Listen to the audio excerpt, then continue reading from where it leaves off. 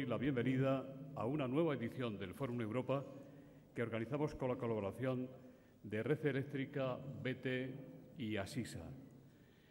Hoy tenemos el honor de recibir en nuestra tribuna al lehendakari del Gobierno vasco, don Íñigo Urkullu.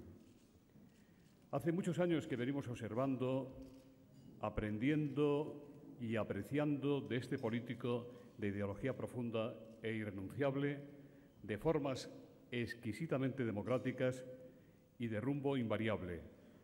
En cada ocasión en la que ha intervenido en este foro, aquí y en Euskadi, ha dejado una estela de respeto aún entre los que discrepan de sus puntos de vista. Don Íñigo Urkullu logró recuperar para el Partido Nacionalista Vasco el gobierno vasco. Desde luego no era fácil, y mucho menos fácil todavía ha sido mantenerse al frente en circunstancias económicas de extraordinaria dificultad y en medio de un proceso como el actual, en el que ETA podría parecer que sigue marcando los tiempos y moviendo sus peones. El lehendakari Urkullu es un político templado, minucioso, que huye de la algarada, que no se deja llevar, que busca y persigue el acuerdo.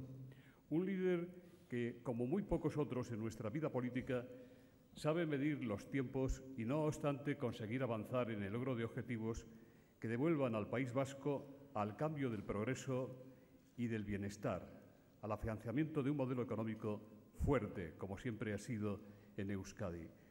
Si alguien es capaz de orientar el actual proceso de paz en Euskadi, sin duda, es el hombre que hoy comparte con nosotros sus análisis, opiniones y proyectos. Querido lehendakari, la tribuna es suya.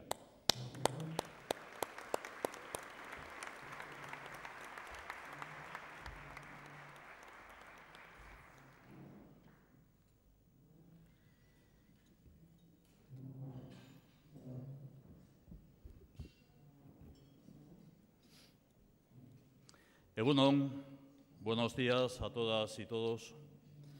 Quiero comenzar con un agradecimiento muy especial al anfitrión de esta mañana, el Fórum Europa de Nueva Economía Forum, por su invitación, así como a los patrocinadores Asisa, BT y Red Eléctrica de España. He participado en otras ocasiones en esta tribuna, en la que he sido siempre muy bien acogido y a la que hoy acudo por primera vez como lehendakari de Euskadi. Comparezco ante ustedes cuando se cumple poco más de un año desde que asumiera esta responsabilidad el día 15 de diciembre de 2012. Ha sido un año que hemos vivido con gran intensidad. 3 objetivos. Voy a desarrollar mi intervención en 3 apartados. Comenzaré por mostrar mi visión ante la actual situación económica social. Plantearé mi posición ante la nueva realidad que se vive en Euskadi en una materia tan sensible como el final del terrorismo y la oportunidad de una convivencia en paz. Abordaré también el diagnóstico del autogobierno vasco y el proceso abierto para avanzar en esta materia desde una visión compartida entre las 4 tradiciones políticas vascas. Comienzo por el ámbito económico-social. La economía centra hoy la atención social e incluso acapara nuestra vida cotidiana. Quiero comenzar diciendo que en materia económica y con respecto al presente y futuro de Euskadi, soy positivo. Con prudencia y cautela, pero positivo. Soy consciente de que queda aún mucho camino para lograr asentar un crecimiento sólido y sostenido. Más camino todavía para recuperar la plena confianza en la inversión, estabilizar el consumo, asentar la consolidación fiscal, ganar espacio en el mercado exterior. Más recorrido para que un crecimiento sostenido contribuya a generar empleo neto. Y sin duda, estamos todavía lejos del mayor de los objetivos, el equilibrio y la cohesión social. Soy consciente de las dificultades, pero a la vez soy positivo porque veo que este año hemos avanzado. Hemos avanzado, en primer lugar, desde el compromiso, obviamente, del tejido económico productivo y de las instituciones vascas.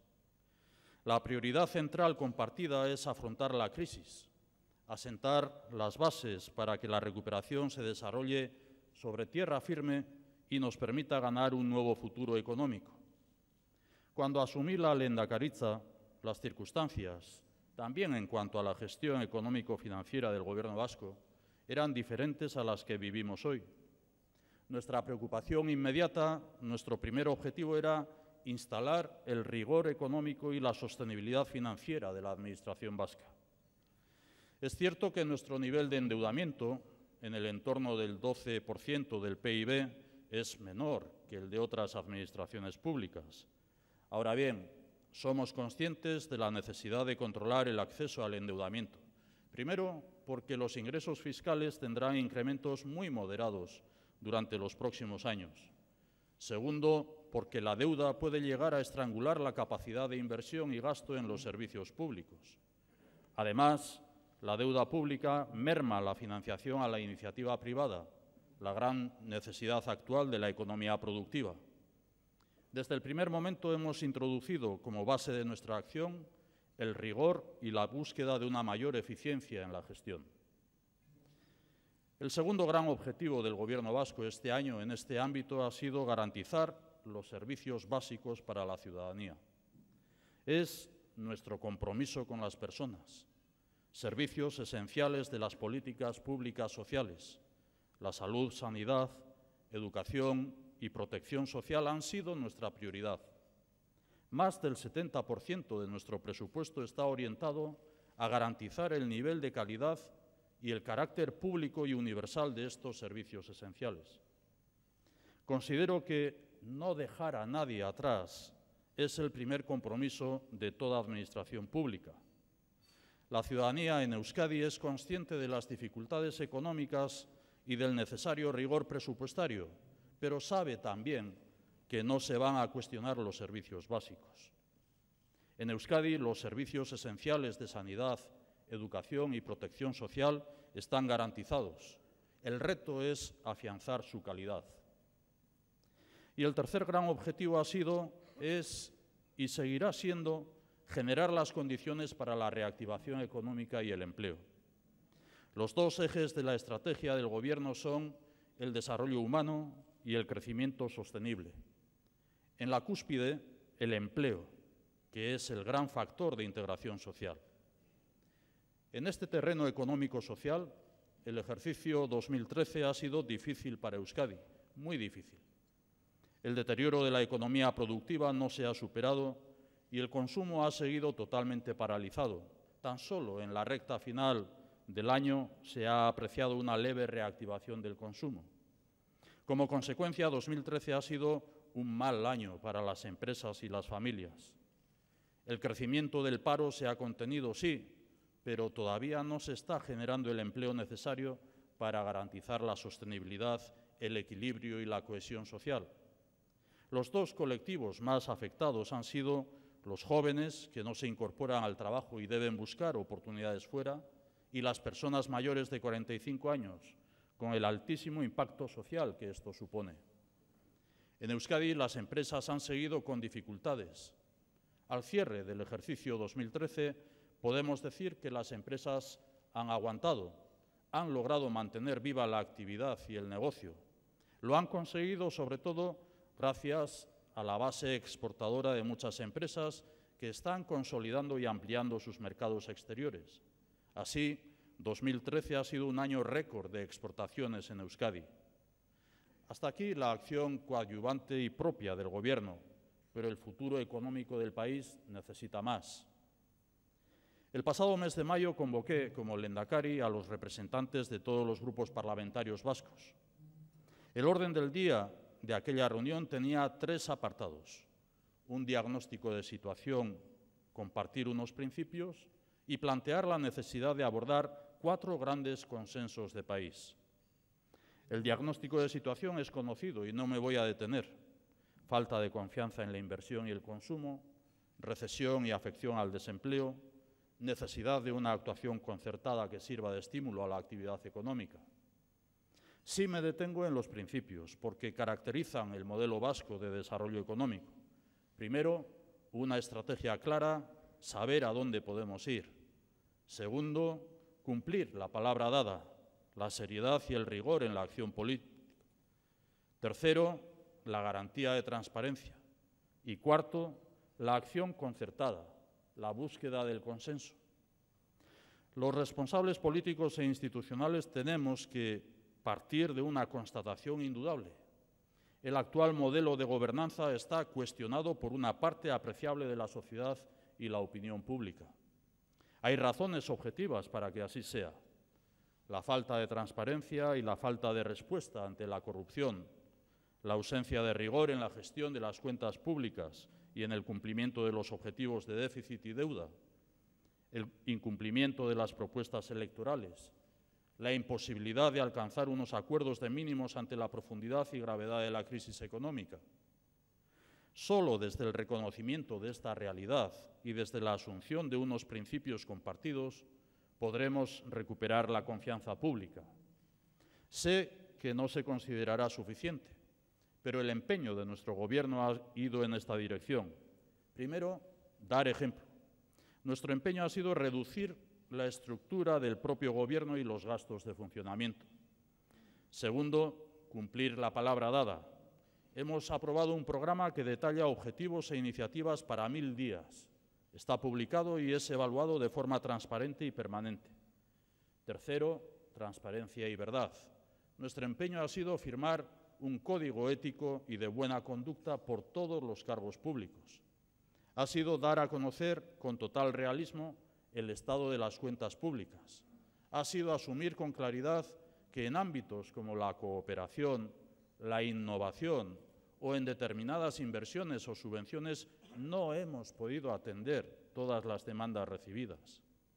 Hemos actuado con transparencia y afirmamos desde el primer día que 2013 y 2014 iban a ser años duros para el presupuesto público, el crecimiento y el empleo. Es la verdad. Y advierto que, pese a la posible reactivación económica, la capacidad de la actuación pública, si no procedemos a un cambio en la inercia de la interpretación de la Administración, va a estar muy limitada. Y cuarto, responsabilidad. Nuestro compromiso ha sido no mirar atrás. No hemos dedicado ni un día a buscar reproches en el pasado.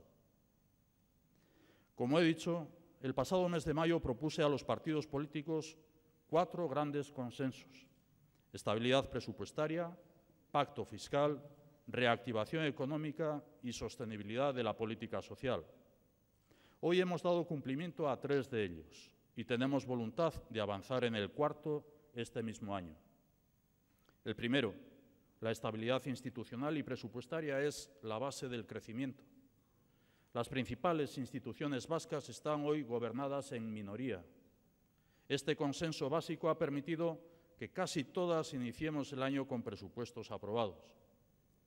El segundo, el consenso fiscal, es la base de la confianza para la inversión y el consumo. Hemos logrado también un pacto fiscal aprobado en los 3 territorios históricos de Araba, Vizcaya y Guipúzcoa desde el respeto a la competencia foral de sus juntas generales. El tercero, el consenso económico, es la base para el estímulo de la actividad y la recuperación.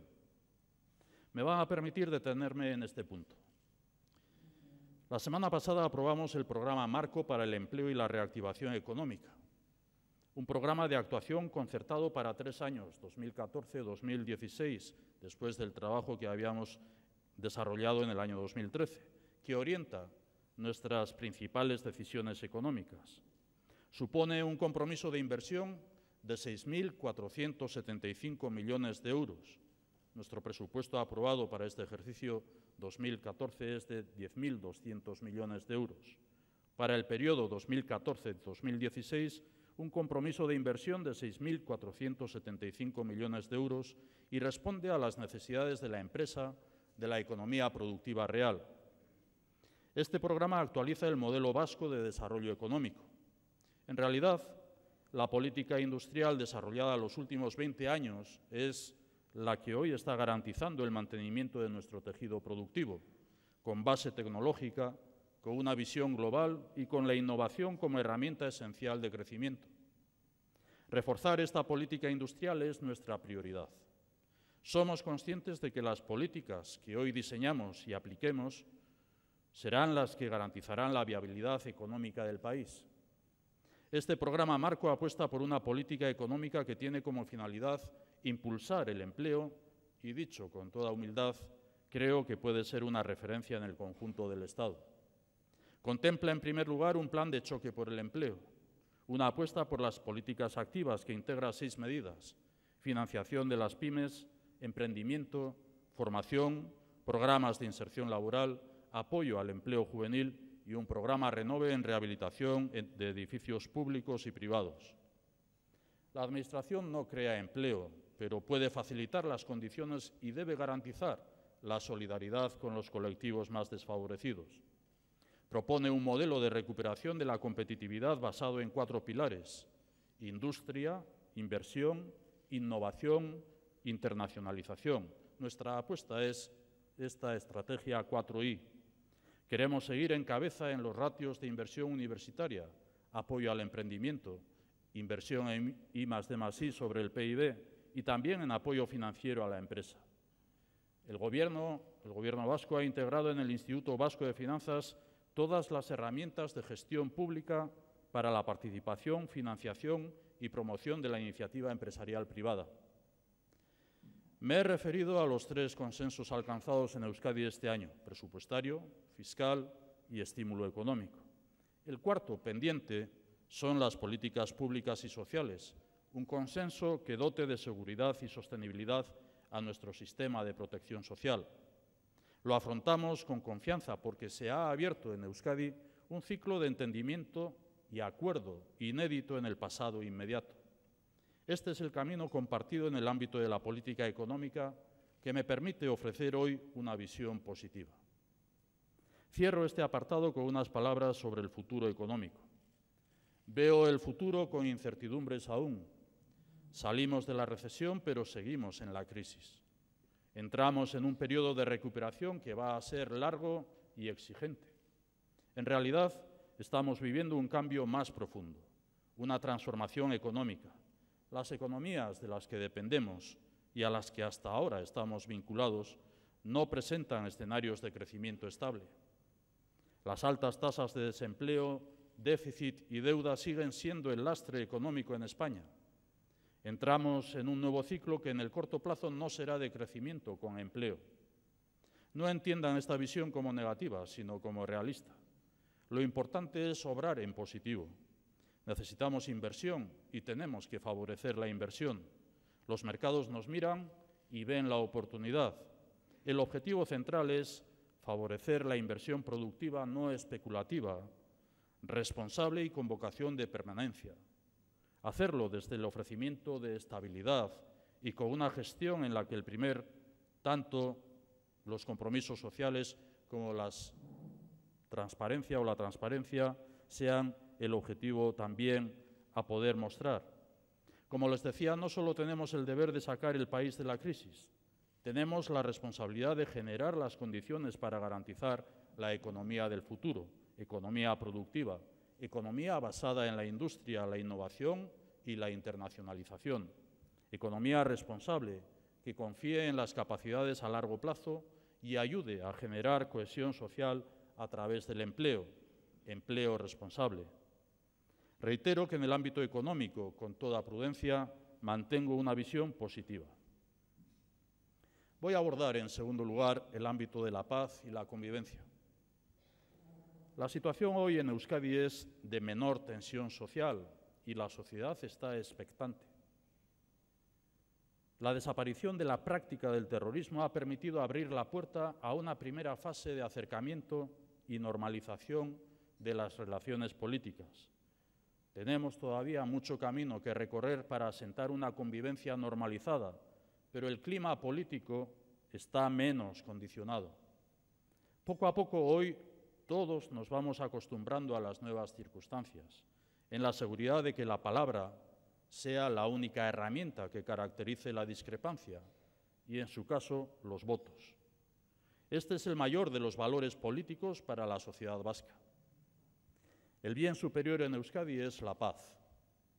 Estamos más cerca del final definitivo del terrorismo y este es el gran reto de nuestra generación. Estoy convencido de que no vamos a volver a los tiempos del terror, pero eso no justifica abandonar el trabajo para asentar la paz y la convivencia. No entiendo el inmovilismo, no aporta nada. Sé muy bien quién es acreedor y quién es deudor, pero hablamos de paz y hablamos de normalización en la convivencia político-social institucional. No entiendo que algunos sectores pretendan actuar como si nada hubiera cambiado estos 2 últimos años, como si todo siguiera igual. La situación sí ha cambiado, mucho y a mejor. Estamos ante el fin definitivo de ETA, ante la evidencia del fracaso de la estrategia de la violencia y el terrorismo. La paz necesita de pasos determinantes. Hay que trabajarla, ocuparse de ella. Hay que avanzar, dar pasos, responder con responsabilidad a una oportunidad histórica, y no veo que se esté haciendo lo suficiente. Como lehendakari tengo una responsabilidad asumida y la voy a seguir asumiendo. Una responsabilidad que se resume en 4 grandes ejes. Primero, contribuir a un final ordenado, definitivo e incondicionado de la violencia de ETA y sus consecuencias. Un final abordado con seriedad, realismo y rigor en el más corto espacio de tiempo. Segundo, fortalecer una memoria crítica del pasado que denuncie todas las vulneraciones de derechos humanos y reconozca y ampare a las víctimas. El futuro debe basarse en el reconocimiento de la injusticia de la violencia. Tercero, avanzar en el diálogo político para alcanzar, por primera vez en nuestra historia, un consenso sobre la convivencia entre las 4 tradiciones políticas vascas. Y cuarto, promover en la sociedad vasca una cultura de la convivencia y la reconciliación que prepare desde la educación y la participación un futuro de amplia confluencia social. Estos 4 puntos resumen el significado, sentido y alcance del Plan de Paz y Convivencia aprobado por el Gobierno vasco. Es nuestro compromiso, una hoja de ruta civil y civilizada. El Plan de Paz y Convivencia ofrece diálogo y consenso a los grupos parlamentarios en cada una de sus 18 iniciativas. Ofrecemos también diálogo y consenso al Gobierno español para compartir este recorrido de forma responsable. Lo hago recordando que ayer, precisamente, se cumplieron 30 años del anuncio de ETA político-militar, de su disolución. En lugar de discutir ruidosamente sobre política penitenciaria o sobre las instituciones memoriales, es más razonable y eficaz sentarse a dialogar y establecer el más amplio acuerdo posible entre los 2 gobiernos y las fuerzas parlamentarias. Este es el Plan de Paz y Convivencia del Gobierno vasco. La oportunidad es única, es histórica y la tenemos que trabajar. Me centro ahora en el tercer ámbito, el autogobierno vasco. Tengo que comenzar afirmando que Euskadi tiene sus circunstancias diferenciales, sus propios objetivos y vías. Somos conscientes de que hemos iniciado un nuevo camino, porque el escenario interno y externo ha cambiado radicalmente. Esta es una cuestión central de nuestro proyecto. Ustedes conocen nuestra posición política y los antecedentes desde el año 1978. La cuestión nacional vasca existe y no se puede negar. Llevamos demasiados años de desencuentro político. El primer paso es reconocer esta realidad con honestidad y objetividad. Consideramos importante asumir 3 principios de realidad. Primero, el tratamiento de los problemas políticos debe basarse exclusivamente en el diálogo, la negociación, los acuerdos democráticos y el respeto a los mismos. Segundo, la sociedad vasca ha manifestado reiterada y mayoritariamente su voluntad de autogobierno y reconocimiento como realidad nacional. Tercero, la sociedad vasca es plural y está compuesta por personas con identidades políticas, culturales y nacionales diferentes. En Euskadi hemos planteado el inicio de una vía en el Parlamento vasco que propicie un acuerdo incluyente para asentar una convivencia democrática y un nuevo marco jurídico político compartido. El Parlamento es el ámbito de la pluralidad y la diversidad, el espacio para el consenso y el acuerdo. Este es el marco desde el que queremos profundizar, en el que queremos profundizar y avanzar en el autogobierno vasco. También en este ámbito tenemos necesidad de afianzar los 4 principios y valores que he citado con anterioridad. Vamos a actuar con seriedad y transparencia, con serenidad y racionalidad. Vamos a propiciar una estrategia compartida y su aplicación concertada. Afrontamos este momento con la ilusión de un nuevo tiempo y el convencimiento de que, por la vía del acuerdo, es posible alumbrar un nuevo estatus político para Euskadi. Los conflictos políticos se resuelven por vías políticas en una Europa de soberanías compartidas. Sobre esta base y experiencia afrontamos en Euskadi una nueva visión de futuro tras 4 décadas de adaptación permanente. La década de los 80 afrontamos el saneamiento y la reconversión de prácticamente todo nuestro tejido productivo. Fue el momento de la reconversión industrial. La década de los 90 fue el momento de la inversión pública, la modernización y la adaptación a un nuevo modelo de política económica basada en los clústeres. Fue la década de la inversión y la competitividad. En los años 2000, en la primera década de este siglo, la política industrial se centra en apoyar la innovación y el conocimiento. Se desarrolla el Plan Euskadi en la sociedad de la información y se impulsan los centros tecnológicos especializados. Es la década de la innovación. La década actual, a partir de 2010, se centra en la internacionalización. El mundo es global y las empresas vascas quieren estar presentes en este mercado global. Hoy no es suficiente con exportar. El futuro es la implantación en los mercados exteriores. Vivimos la década de Basque Country, de la internacionalización.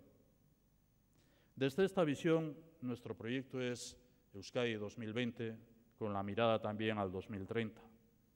Nuestra aspiración es una Euskadi que ocupe uno de los 3 primeros puestos del mundo en el índice de desarrollo humano, con una tasa de pobreza inferior, si es posible, al 5%, con una tasa de desempleo inferior, si es posible, al 6%, una Euskadi capaz de consolidar la paz y la convivencia, una Euskadi que cuente con un nuevo estatus político acordado y refrendado por la sociedad vasca. Estos son los retos para la presente década que nos permiten proyectar Euskadi como territorio de excelencia para la siguiente. Finalizo planteando una última reflexión política general. Estamos viviendo una realidad política marcada por el extremismo, por actitudes muy extremas. Respeto todas las sensibilidades políticas en España, pero me preocupa el crecimiento de actitudes de imposición, de uniformismo, de vuelta atrás. Me preocupa el maximalismo. Siento el vacío que se ha apoderado del centro político del Estado y el abandono de las actitudes constructivas y del trabajo compartido. No hay ámbitos de encuentro y de entendimiento. No hay una política de Estado.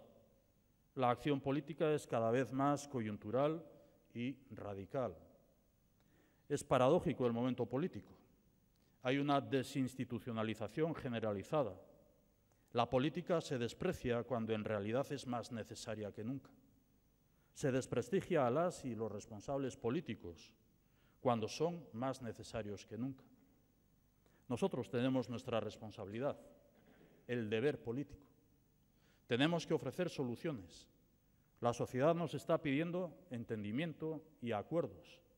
Este es el significado de la política, la capacidad de perder posiciones propias por el bien común y el interés público, la necesaria altura de miras en momentos de máxima exigencia social. Mi tarea está plenamente centrada en lograr en Euskadi un nuevo clima de acercamiento y entendimiento, centrada en dejar atrás la política de trinchera, de bloques y bloqueos. Tenemos una oportunidad genuina. Nos hemos propuesto abrir un periodo de acuerdos que espero se mantengan en el tiempo. Aunque les pueda parecer increíble, la reunión de mayo a la que he aludido al principio, en la que todos los partidos políticos vascos nos sentamos juntos en torno a una misma mesa, ha sido la primera en democracia de estas características. Les puedo decir que este ha sido el momento de mayor satisfacción en este año largo como lehendakari de Euskadi. Esta mesa discreta, sin fotografías que condicionaran su desarrollo posterior, simbolizaba para mí un nuevo tiempo. Simboliza la oportunidad de hablar, la capacidad de dialogar y compartir posiciones. Es el escenario ineludible para los acuerdos de futuro. Algunos de estos acuerdos han llegado. Hemos alcanzado acuerdos con los ayuntamientos vascos y las 3 diputaciones forales, con 10 instituciones financieras para garantizar el crédito a la empresa, con el Gobierno español y también con el Gobierno de La Rioja, con Aquitania o la Comunidad Foral de Navarra en el ámbito de la Comisión de Trabajo de los Pirineos. Han sido acuerdos sectoriales, económicos, fiscales y de financiación, acuerdos institucionales en los que han participado todas las sensibilidades políticas, acuerdos que en su conjunto ponen de manifiesto la posibilidad de un nuevo clima de entendimiento en Euskadi. Mi anhelo es poder trasladar este clima de concertación al ámbito social y laboral. Es poderlo trasladar al ámbito político y de la convivencia normalizada. Mi compromiso es generar un periodo de estabilidad y confianza que permita afrontar con éxito los grandes retos de futuro de Euskadi, retos económicos, sociales y políticos abordados desde el acuerdo. Si hoy estoy aquí es para transmitir mi compromiso con este objetivo en el que creo firmemente, en el que mantengo una fundada esperanza. Me van a permitir finalizar con una frase del primer lehendakari, del lehendakari José Antonio Aguirre. Lo digo en euskera y luego lo digo en castellano. Itxaron, baino ez egonean ibiltzen baino. Gure itxaropena triste eta apala ez deila izan, alaia eta bizkorra baino. Esperanza, pero no esperando, sino caminando. Nuestra esperanza no debe ser triste y débil, sino activa y vigorosa. Eskerrik asko. Muchas gracias a todos y todas por su atención.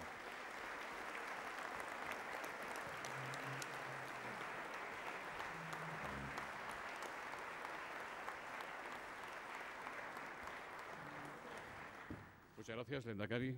Pues empezamos con las preguntas.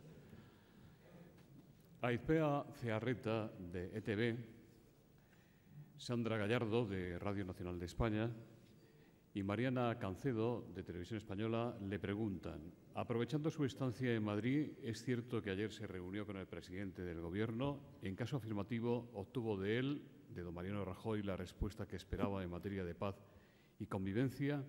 Cuando usted habla de inmovilismo, ¿se refiere al Gobierno español? Si no se reunió ayer, ¿cuándo piensa que lo va a hacer? Porque urge, ¿no?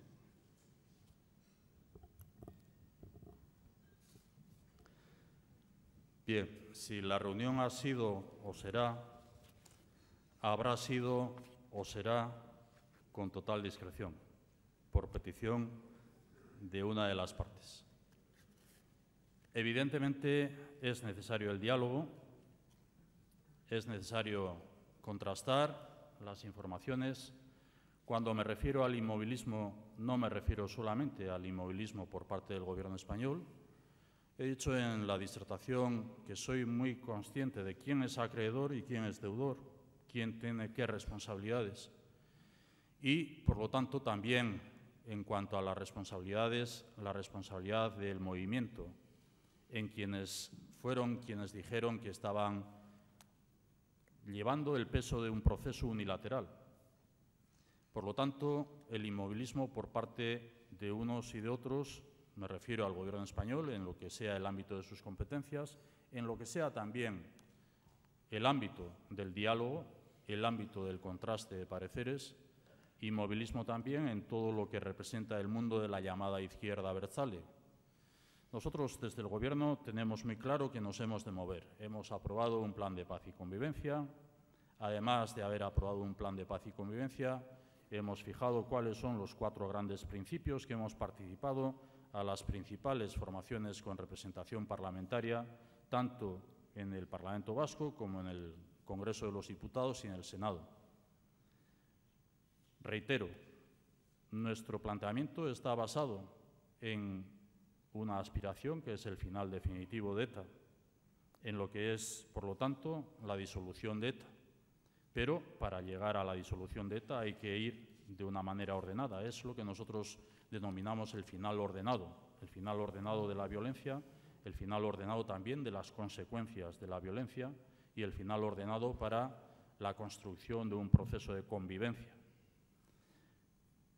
Además del final, lo que planteamos también es, obviamente, el desarme en los pasos graduales que se han de dar, el desarme ordenado, el desarme completo, el desarme incondicionado.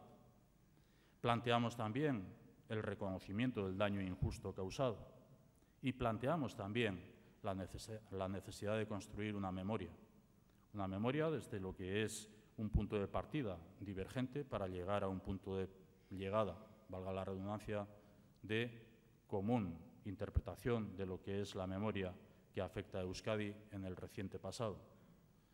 Y a partir de ahí, todo lo que sean escenarios que correspondan al ámbito de la política en cuanto a acuerdos políticos, intentar que sean acuerdos alcanzados entre las 4 tradiciones políticas vascas.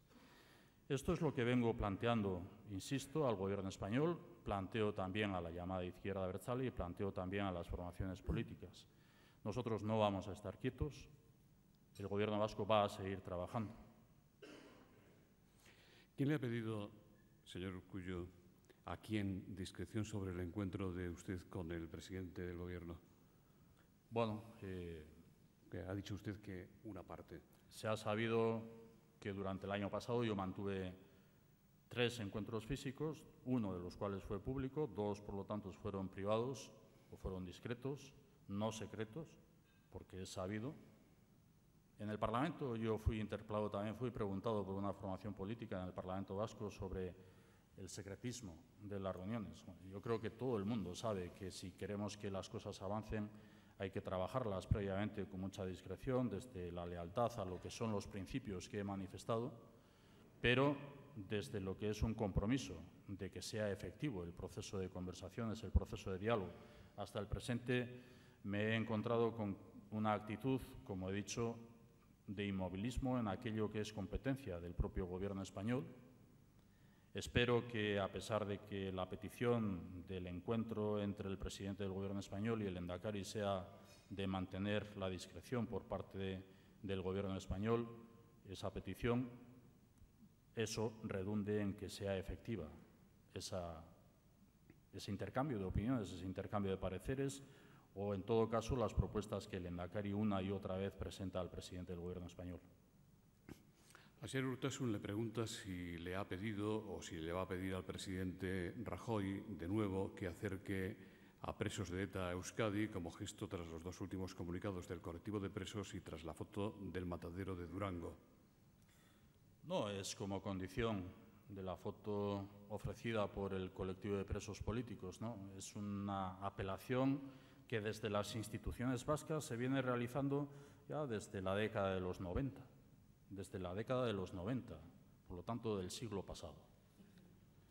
Venimos apelando desde las instituciones vascas en orden a una interpretación de lo que es la propia Constitución española, a una interpretación de lo que es el objetivo de la política penitenciaria, cuál es el de la resocialización, el de la reinserción. Lo estamos haciendo desde la apelación también al artículo 90 del Reglamento Penitenciario, al artículo 100 del Código Penal. Lo estamos haciendo desde la consideración de los derechos humanos que asisten a las personas privadas de libertad, sean por pertenencia a una organización terrorista o sean presos comunes. Personas privadas de libertad que tienen derecho a que, si han cumplido las 3/4 partes de su condena, puedan tener beneficios penitenciarios, que puedan progresar en lo que sean los grados en la aplicación de la política penitenciaria.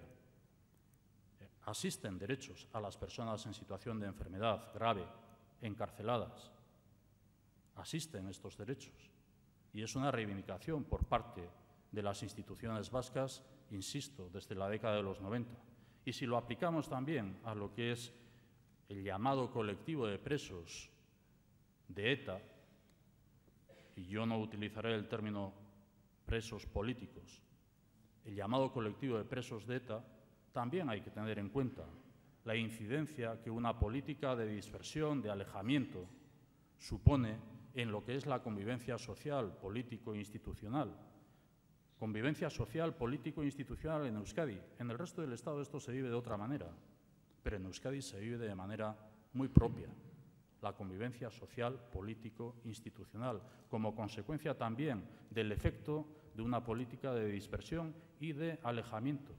Y el planteamiento de acercamiento a las cárceles vascas o a las cárceles más próximas a la comunidad autónoma del País Vasco es un planteamiento también que viene de la década de los 90 y viene en orden a lo que pueda ser también un objetivo de no provocar el victimismo, entre comillas, de ese mundo, el victimismo que vaya acompañado también de iniciativas que generen una conflictividad social, político, institucional, como las que vivimos en Euskadi.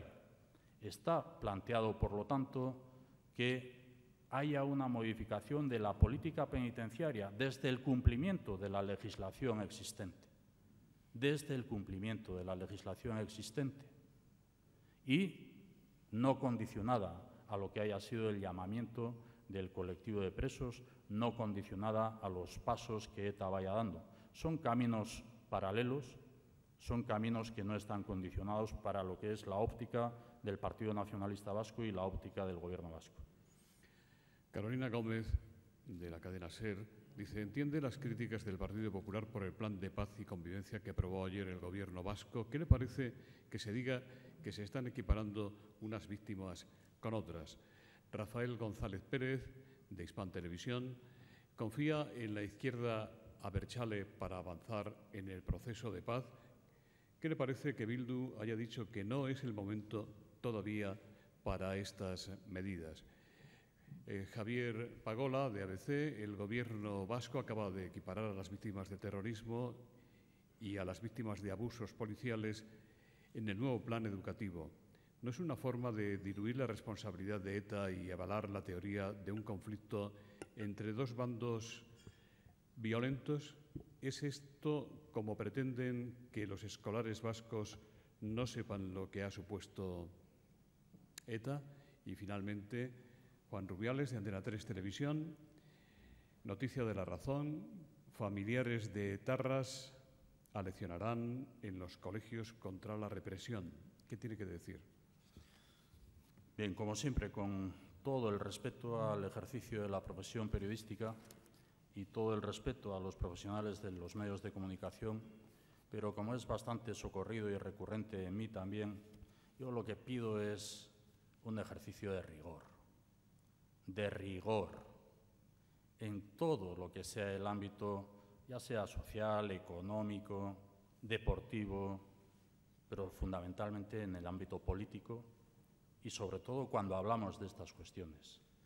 Y por lo tanto pido rigor ante lo que ayer hemos aprobado en el Consejo de Gobierno vasco, que no es el Plan de Paz, es una de las iniciativas, de las 18 iniciativas del Plan de Paz, que lo aprobamos en el mes de noviembre, después de que los grupos parlamentarios y los movimientos sociales en la Comunidad Autónoma del País Vasco, en Euskadi, el año pasado, tuvieran 3 meses para hacer sus aportaciones al borrador del Plan de Paz y Convivencia que el Gobierno vasco les puso ante sus ojos, después de haber recogido unas cuantas iniciativas, tanto de grupos parlamentarios como también de movimientos sociales. No sé si está bien el decir que si tenemos una crítica por parte del Partido Popular y una crítica por parte de la llamada izquierda abertzale es que estamos centrados. No lo sé si está bien, pero desde luego lo que sí quiero decir es, apelando a ese rigor que exijo, ¿qué contiene el plan ayer aprobado? ¿De qué se trata? De una iniciativa que viene ya desde la legislatura anterior, en parte de la legislatura anterior, en la que no estaba el Partido Nacionalista Vasco en el Gobierno vasco, al frente del Gobierno vasco, sino que era una legislatura en la que el Gobierno estaba compuesto por el Partido Socialista de Euskadi, apoyado por el Partido Popular. Una iniciativa de la presencia de las víctimas en las aulas. Lo que sí hemos complementado es lo que también decidió el Parlamento vasco en la legislatura pasada, y era el reconocimiento como víctimas de las víctimas por abusos policiales. Y estamos hablando de un plan en las aulas que intente enseñar en las aulas la injusticia del daño causado, que intente enseñar sobre los valores del reconocimiento autocrítico del ejercicio llevado a cabo para construir desde esta generación una sociedad en base a unos valores que hasta ahora no hemos conocido compartidos por toda la sociedad. Y no se trata, por lo tanto, de que vayan las víctimas de los abusos policiales, no.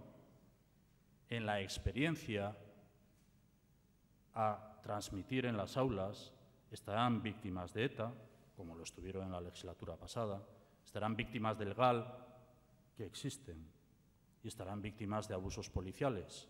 Víctimas todas ellas reconocidas oficialmente e institucionalmente como víctimas, todas ellas reconocidas como víctimas.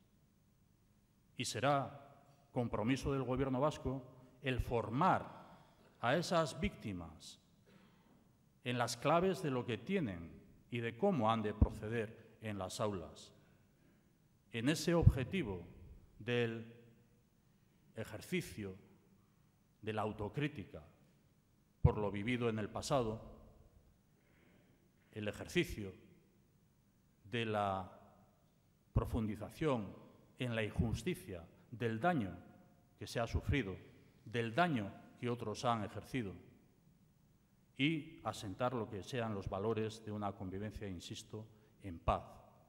Este es el propósito, este es el objetivo. Y esto es algo que nosotros como Gobierno vasco vamos profundizando de lo que venimos recibiendo también de legislaturas anteriores, que han sido esfuerzos compartidos también por otras formaciones políticas de distinto color al que hoy representa el Gobierno vasco. Josep Chaya, de TV3, le pregunta si teme usted que con las nuevas balanzas fiscales territorializadas el Gobierno central intente recortar la financiación de Euskadi, como ha apuntado uno de los padres de ese cálculo, que apuesta por eliminar diferencias entre las comunidades autónomas forales y las de régimen común. Bueno, este es un capítulo de presencia permanente en este tipo de foros y hace referencia, en todo caso, también a la preocupación que nosotros sí tenemos por lo que es este debate sobre las balanzas fiscales, en la medida en que pueda afectar también al régimen de concierto económico. Y yo quiero aprovechar la ocasión para insistir en lo que es el concierto económico. Concierto económico que no lo tiene solamente la Comunidad Autónoma del País Vasco, sino que también la Comunidad Foral de Navarra tiene el convenio económico, que nace o deviene de unos derechos históricos reconocidos y amparados por la Constitución española, que el concierto económico supone que las administraciones vascas y particularmente las diputaciones forales, en orden a sus competencias, desde lo que es la interpretación de los derechos históricos de los territorios históricos, tienen la capacidad de recaudación de determinados impuestos. Y, en contraprestación a las materias de las que o es competente el Gobierno del Estado o el Estado, o ejerce el Estado en la Comunidad Autónoma del País Vasco, la Comunidad Autónoma del País Vasco paga un cupo. Y paga ese cupo por las materias que son ejercidas por el Gobierno español, sea que estemos en tiempo de bonanza o sea que estemos en tiempo de crisis. Lo paga sea cual sea el momento. Es lo que denominamos riesgo compartido.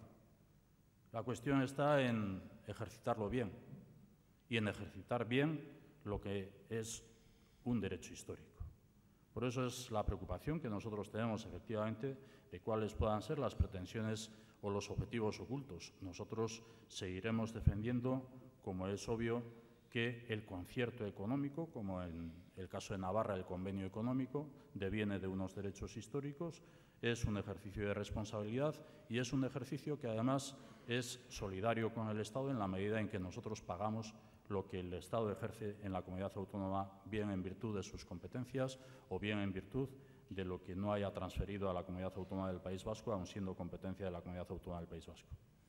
¿Siente usted, lehendakari, que Euskadi ha perdido el reconocimiento al papel, a la importancia del modelo vasco de actividad económica e industrial? También le preguntan si está estudiando usted, su Gobierno, llevar a cabo una rebaja de impuestos en 2015 como ya ha prometido Rajoy a nivel estatal e Ignacio González, el presidente de la Comunidad de Madrid?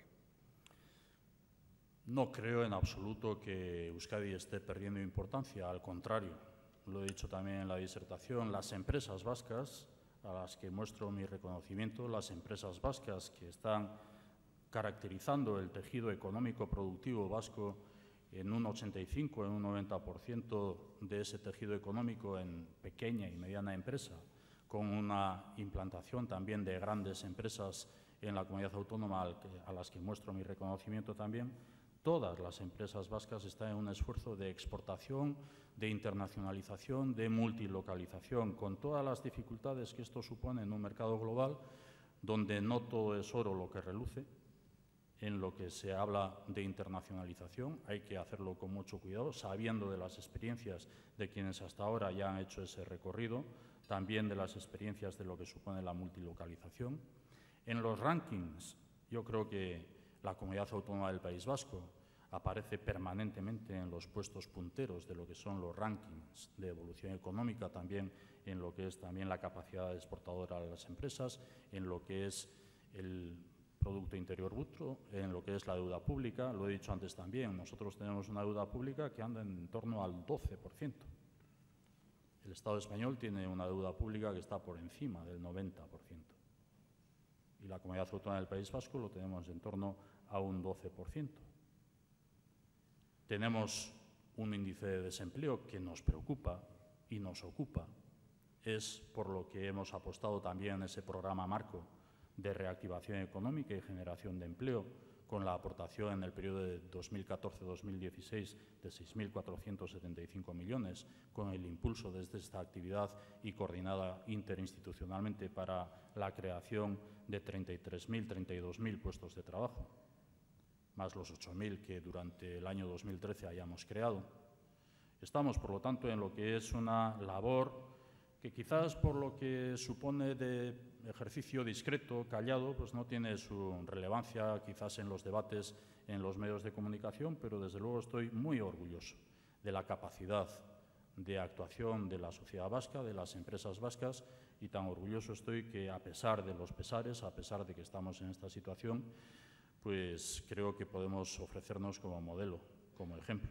Y es también lo que he hecho en mi exposición. Vengo desde el año 2008, y aquí en esta sala hay presentes también personas que lo pueden testificar o atestiguar, vengo desde el año 2008 reclamando política de Estado. No he encontrado una política de Estado.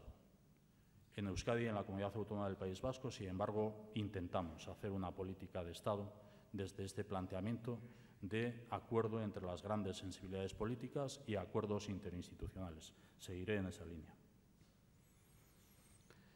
Pablo Vega dice, ¿para cuándo el nudo de Mondragón? El tramo Burgos-Vitoria está totalmente parado. ¿Se va a solicitar la conexión con Madrid, una aceleración de los planes? ¿Se va a seguir empujando la conexión ferroviaria con Francia, que parece que por parte francesa está parada? ¿Y qué hay del metro de Donosti? Todo en el mismo paquete. Bueno, el trazado del tren de alta velocidad es una prioridad para las instituciones vascas gobernadas por el Partido Nacionalista Vasco, y también creo que es una prioridad para formaciones políticas como son el Partido Socialista de Euskadi o el Partido Popular. Saben ustedes que no es ninguna prioridad para la llamada izquierda abertzale. Lo saben ustedes, y además hemos sufrido las consecuencias no ya de que no fuera una prioridad, sino de una actuación en contra de ese trazado del tren de alta velocidad. Es una prioridad para el Gobierno vasco, es una prioridad también que viene de ejercicios en los que, gobernando el Partido Socialista Obrero Español en el Gobierno de España, el Partido Nacionalista Vasco consiguió, tras 23 años de pelea, consiguió el Partido Nacionalista Vasco, con sus grupos en el Congreso y en el Senado, consiguió, mediante lo que eran enmiendas a presupuestos generales del Estado, lo que pudiera ser un compromiso de la construcción del trazado del tren de alta velocidad. Un trazado que tiene dos variantes. Una es la línea Bilbao-Gasteiz o Gasteiz-Bilbao, que es competencia del Gobierno español, y la línea que va desde Gasteiz a Donosti, con un nudo, que es el Orrio-Bergara, Gasteiz a Donosti, que es la que está sometida a una encomienda de gestión a las instituciones vascas. Son las instituciones vascas quienes, mediante una encomienda de gestión, son las que están ejercitando la licitación de los tramos y la adjudicación y la construcción en base a lo que es la detracción en el sistema del cupo del concierto económico al Gobierno español. Bueno, lo que hemos planteado al Gobierno español ante la parálisis en la que está instalado el Gobierno español, en lo que es el nudo y el acceso a las capitales, el nudo de Elorrio-Vergara, es que tiene que seguir adelante. El propio presidente del Gobierno español se comprometió ante el Grupo Vasco en el Congreso de los Diputados ya el año pasado en que el año pasado iba a haber inversiones, no las ha habido. Es un compromiso, además, que responde a la prioridad que este trazado tiene dentro de lo que es la red transeuropea del transporte en las instituciones europeas. Y es, por lo tanto, lo que nos obliga a, efectivamente, impulsar la conexión con el territorio del Estado francés. Y es algo que el año pasado también, en una cumbre Euskadi-Aquitania, profundizamos y hicimos un llamamiento al presidente del Gobierno francés y al presidente también de la República Francesa, al presidente del Gobierno español y al presidente de la República Francesa y primer ministro. Nosotros seguimos empeñados en la existencia de ese trazado del tren de alta velocidad o de velocidad alta, un sistema compatible, mixto, de mercancías y de pasajeros, un sistema que sirva también de intercity entre las capitales de la Comunidad Autónoma del País Vasco, que nos conecte con el territorio francés y, por lo tanto, con la red transeuropea del transporte, tanto en lo que es transporte de viajeros como transporte de mercancías. Y a partir de ahí, evidentemente, la conexión con Madrid. Finalmente, han llegado ustedes a un acuerdo con CiU, ha llegado el PNV, para las elecciones europeas. Repetirá Izaskun Bilbao como cabeza visible de los candidatos del PNV. ¿Cómo valora que CiU no vaya con Esquerra, como se había especulado? Y, sobre todo, ¿cómo valora usted que Bildu y Esquerra no hayan llegado a un acuerdo de lista conjunta, como también se había dicho? Bueno, primero, si repetirá Izaskun Bilbao como candidata, no me corresponde a mí decirlo. Yo soy el lehendakari, pero no soy cargo orgánico del Partido Nacionalista Vasco y eso es algo que compete al Partido Nacionalista Vasco. Partido Nacionalista Vasco, tanto en su estructura dirigente como también en lo que es la propia afiliación, que está ahora inmersa en un proceso de elección de candidaturas. Segundo, en cuanto a la fórmula de la coalición en la que participa Convergencia y Unión, tampoco como lehendakari me corresponde hablar, pero sí en lo que es mi experiencia pasada en responsabilidades del Partido Nacionalista Vasco y también, por lo tanto, en lo que haya sido confección de candidaturas que hemos compartido Partido Nacionalista Vasco y Convergencia y Unión, yo me felicito de esta coalición, Partido Nacionalista Vasco, Convergencia y Unión. Espero también que se sumen otras formaciones políticas, como ha sido histórico, ya podríamos decirlo así, por parte de Coalición Canaria o por parte también, cabe la posibilidad, por lo que leo, de Compromís de Galicia, de algunas otras formaciones políticas también en el Estado español. Creo que da sentido de continuidad a lo que ha sido una coalición que ha trabajado desde su participación en diversos grupos parlamentarios en el Parlamento Europeo, también con una misma vocación, que es la construcción de una Europa diferente a lo que es la Europa de los Estados-nación, caracterizada hasta el presente así. Creo que es bueno que también haya una identificación en el conjunto del Estado español de la posibilidad de alianzas entre formaciones políticas nacionalistas que pertenecen a comunidades o a nacionalidades históricas o a comunidades con unas características muy diferenciadas. A partir de ahí, el hecho de que Esquerra Republicana de Cataluña y Convergencia y Unión no hayan llegado a un acuerdo, pues supongo que obedecerá a claves de Cataluña y no creo que yo deba entrar en ese tipo de disquisiciones. Y también miro con una cierta tranquilidad la no alianza entre la izquierda abertzale y Esquerra Republicana de Cataluña. Yo creo que la izquierda abertzale, llamada izquierda abertzale, que hoy está conformada también en una coalición propia en la Comunidad Autónoma del País Vasco y también en la Comunidad Foral de Navarra, con formaciones políticas que no formaban parte de la llamada izquierda abertzale y que parece que ya en estas elecciones europeas se va a ver claro que ya todo es un uno de esas formaciones políticas que no eran izquierda abertzale. Me da tranquilidad el que no haya una relación entre Esquerra Republicana de Cataluña y la llamada izquierda abertzale, decía, en la medida en que todavía la izquierda abertzale tiene que hacer mucho camino por recorrer y eso creo que en Cataluña también creo que lo habrán sentido o lo estarán analizando, más allá incluso de lo que puedan ser los objetivos en las estrategias, también de lo que pueda ser la escenificación de una candidatura determinada para Cataluña, para el presente y para el futuro. Está con nosotros el presidente del Partido Nacionalista Vasco. ¿Verdad que Izaskun Bilbao será la cabeza de lista? Bueno, no quiero pronunciarse. Solo hay que esperar un poquito. El futuro de Navarra. ¿Qué futuro político ve usted en Navarra, donde se prevé una cada vez más intensa fragmentación electoral? ¿Corre peligro la gobernabilidad? ¿Qué papel podría tener el PNV para corregir posibles desviaciones?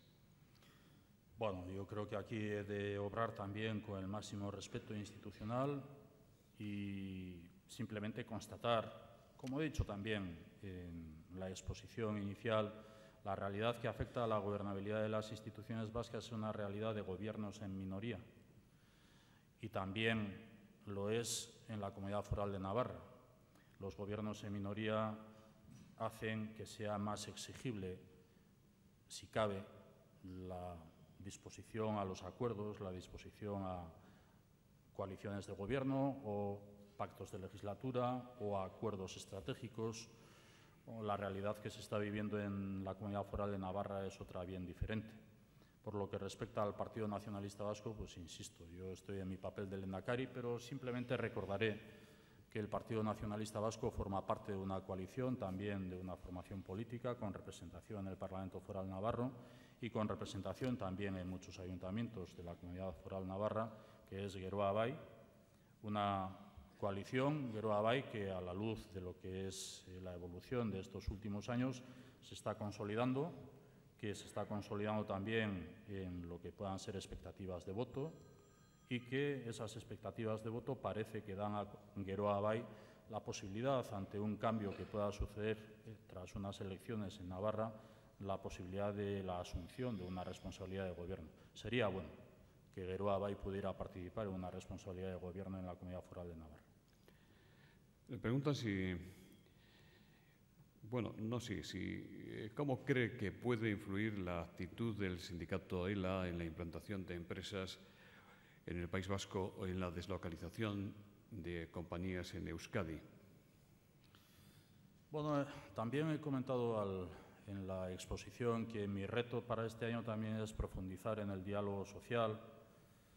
Es uno de los objetivos que tenemos, uno de los objetivos que en estos momentos se antoja muy, muy difícil, tras la experiencia del año pasado también, y no solamente del año pasado, tras la experiencia de lo que es la realidad del diálogo social entre lo que es organizaciones empresariales y sindicatos.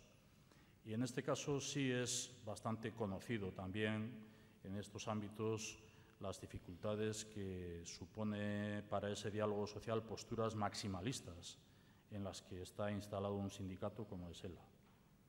Posturas maximalistas que no son posturas que otros sindicatos llevan a efecto en la Comunidad Autónoma del País Vasco, pero que sin embargo se ven arrastrados por esa estrategia de ELA como sindicato.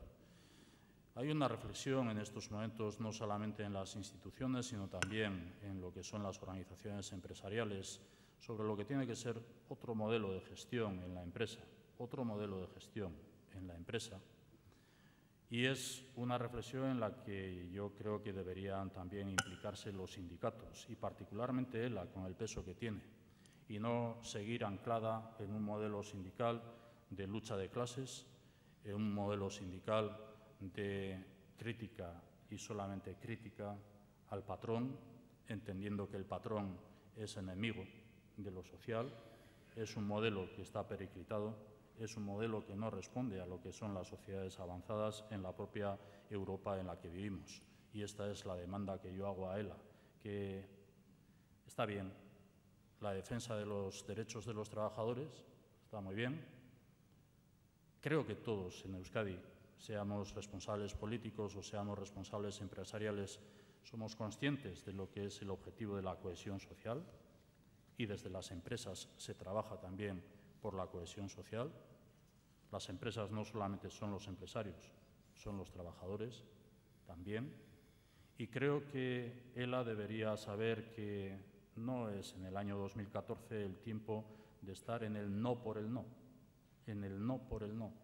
Está muy bien apelar a qué es lo que van a hacer los demás, pero también creo que es necesario en estos momentos saber a qué están dispuestos los que están apelando permanentemente a ver qué es lo que van a hacer los demás. Creo que es tiempo de un esfuerzo compartido, de un esfuerzo desde lo que pueda ser la proposición de iniciativas, porque el esfuerzo compartido por parte de los trabajadores individualmente lo existe.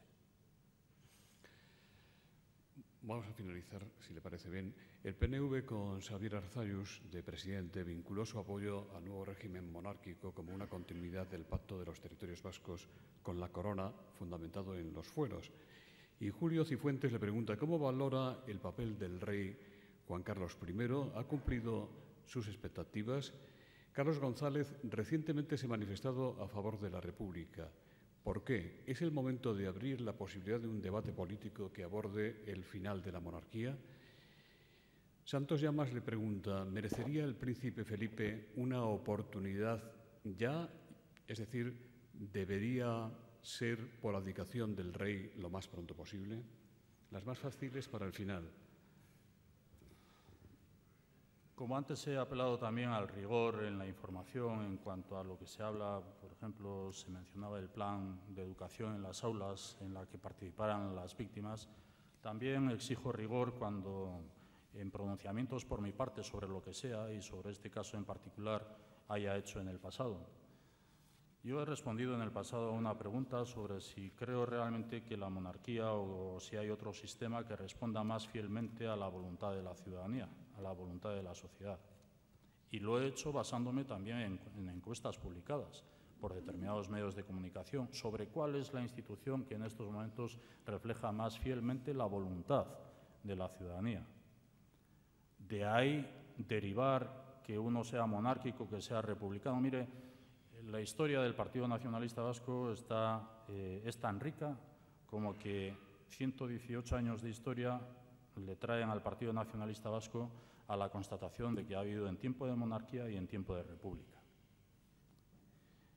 Y que el primer lehendakari, el lehendakari José Antonio Aguirre, lo fue en tiempo de república. Que el proceso de institucionalización de Euskadi, tal y como lo conocemos hasta ahora, se inició en el tiempo de la República. Que yo soy vasco, que soy nacionalista y que, por lo tanto, lo que pudiera ser el régimen, el estatuto, el estatus en el Estado español de lo que pueda ser España, pues me preocupa, sí, pero a mí me preocupa lo vasco, principalmente. Y que lo vasco en relación con el Estado español ha sido caracterizado en función del pacto con la corona. No. Lo vasco con el Estado español debería estar caracterizado como lo era en el respeto a los derechos históricos, en el respeto a los derechos históricos de los territorios históricos del pueblo vasco, sea cual sea la formulación jurídica del Estado, que si ha sido en tiempo de la monarquía, evidentemente ha sido del pacto con la corona. Pero dicho eso, se pregunta si creo que el rey cumple con su papel. Hombre, el rey, el monarca, tiene un papel asignado por la Constitución, creo que es el artículo 61, que es de arbitrar y moderar. Y realmente pienso que desde hace muchos años el jefe del Estado no ha arbitrado ni ha moderado. Lo creo sinceramente, desde el máximo respeto que tengo a la persona como tengo a la institución. Pero creo que es evidente que, en orden a las atribuciones de la propia Constitución española, no ha arbitrado ni ha moderado. Lo hemos vivido en la Comunidad Autónoma del País Vasco, lo seguimos viviendo y hoy lo están viviendo también otras comunidades históricas del Estado español. Yo lo que me siento es incapaz de, ante lo que pueda ser la representación de formaciones políticas como el Partido Popular, el Partido Socialista Obrero Español u otras formaciones políticas de implantación en el Estado español, pensar en que lo que yo pueda opinar vaya a modificar lo que es el estatus jurídico del Estado español en cuanto a lo que es la jefatura del Estado. Pero, siendo que en todo caso hay una jefatura de Estado, y que en su caso también, si fuera otro ámbito jurídico en el Estado español, lo que exigiría sería el respeto a los derechos históricos y a la arbitración y a la moderación en la medida en que la Comunidad Autónoma del País Vasco siguiera perteneciendo al Estado español. Pues gracias. En nombre de BT, Red Eléctrica de España y Asisa, don Fernando García, de esta última entidad, va a despedir el acto. Buenos días a todos. Simplemente quería dar las gracias a nuestro Lehendakari por la exposición tan brillante, tan clara, y las aclaraciones tan claras y tan escuetas sobre las preguntas que le han sido trasladadas. Gracias también a la representación de las diputaciones forales que están aquí, de personas de las instituciones de Euskadi, de empresarios, de representantes parlamentarios de las distintas fuerzas políticas de Euskadi y de otras personas y la sociedad civil que está representada aquí, como en todas las sesiones que se hace de Foro Nueva Economía. Gracias a la prensa, que hará que estos actos trasciendan, que estas opiniones trasciendan y que den la importancia que tiene a este acto que nos enorgullece patrocinar. Muchas gracias a todos y hasta la próxima sesión.